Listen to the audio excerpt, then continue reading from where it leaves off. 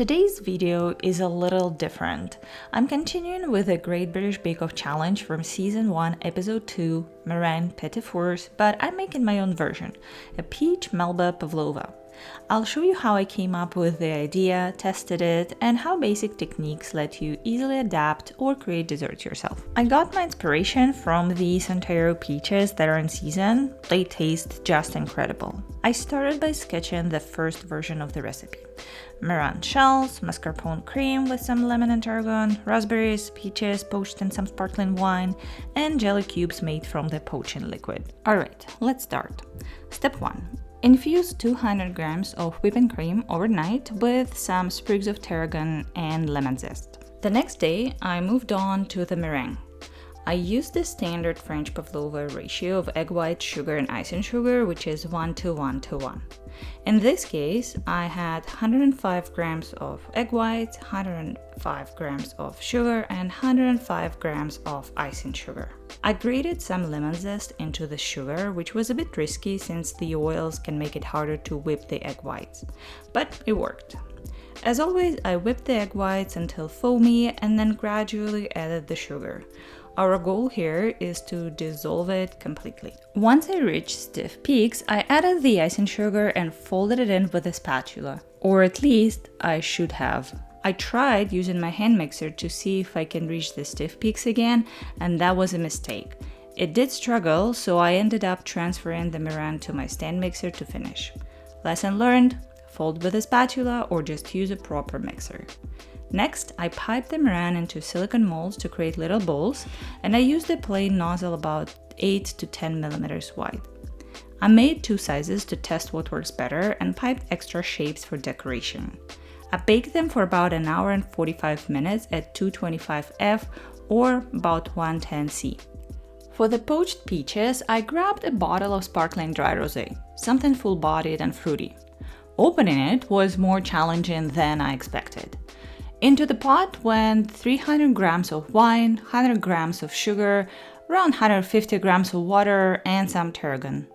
My peaches were stubborn and didn't want to split in half even though they were quite ripe, so I poached them whole under cartouche for about 20 minutes. While the peaches were poaching, I checked the meringues. You can see some cracks and weeping, meaning my oven was a bit too hot and I probably had some undissolved sugar, but overall they looked good. The small pieces were dry and the shells still had some softness inside. Once the peaches cooled, I peeled them and cut a few in halves. Then I made the jelly. About 1.5% gelatine to the weight of the poaching liquid. I used some of that poaching liquid to bloom gelatin first. I used about 7 to 8 grams of liquid to about 1.5 grams of gelatin. And then I heated up, again, a portion of the poaching liquid, about 100 grams, that I used to dissolve gelatin and make my jelly. I wanted to set it in a shallow container so I could cut cubes later and mix them with diced peaches. For the raspberries, I decided to macerate them with some sugar and just a splash of wine instead of making a coulis. The last element was the mascarpone cream. I strained out the tarragon and zest, added a bit more cream to bring it back to 200 grams, then whipped it with 100 grams of mascarpone and 30 grams of icing sugar. It comes together really fast, so be careful not to overwhip it. I transferred it to a piping bag and let it rest in the fridge. And finally, it's assembly time. A little cream to keep the shell on the plate, then some cream inside, raspberries, peaches, some mini meringues, and a tarragon leaf. I like to decorate my desserts with the same ingredients that are inside of it. A few extra raspberries on top, and we're done.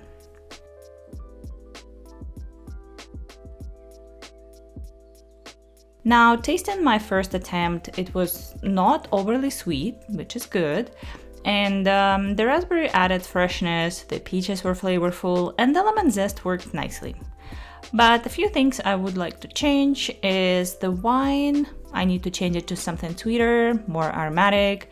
I will add more tarragon to both the cream and poaching liquid, and I will use a little less lemon zest, and also I will increase the gelatin for a firmer jelly because mine did not work this time. A few weeks later, I tried again. I updated all the measurements according to my notes, and I repeated the entire process again. So I started with the meringue, and this time I used my stand mixer and I folded the icing sugar by hand, and I piped slightly different shapes and baked them at 200F or about 100C for a little bit longer. It took about 2 hours.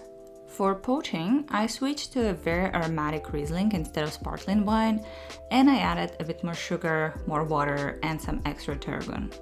After about 15 minutes, I took the peaches out, peeled them, and let them cool. For the jelly, I used a bit more gelatin, around 2.5% this time, and first I let it bloom as before, then I mixed it with a hot poaching liquid, and then I chilled it in the fridge in a shallow container. Meanwhile, the meringues baked, they look pretty good, even though one cracked. Probably I have a hot spot in my oven.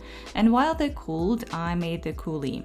This time I used frozen raspberries, I blitzed them with some icing sugar and a little bit of poaching liquid to get the consistency I wanted.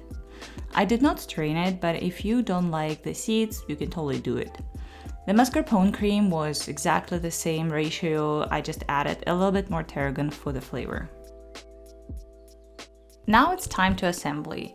First, let's put the shell on the plate with some cream underneath to keep it stable. Then I filled it with some cream again, some coulis on top, some diced peaches, tarragon leaves, some meringues, and jelly cubes. Tasting this version, I can tell that the thinner shell made it much easier to eat, and swapping the wine for Riesling was definitely the right call. The tarragon and lemon zest balance is really up to you. The amounts I list at the bottom will give you a noticeable but pleasant flavor. The jelly is still a little bit soft, but I personally prefer this texture, and if you want it to be a little bit firmer, you can use just a little bit more gelatin. I even tried plating it in a different way with a little bit more fruit, and honestly, I might have liked that version even more. The point of this video is it's always up to your taste. Do not be afraid to adjust recipes and make them your own. You saw how easy it is to create a really nice dessert with simple ingredients and techniques from scratch. That's it for today. I hope you enjoyed this video and don't forget to like and subscribe. I'll see you next time.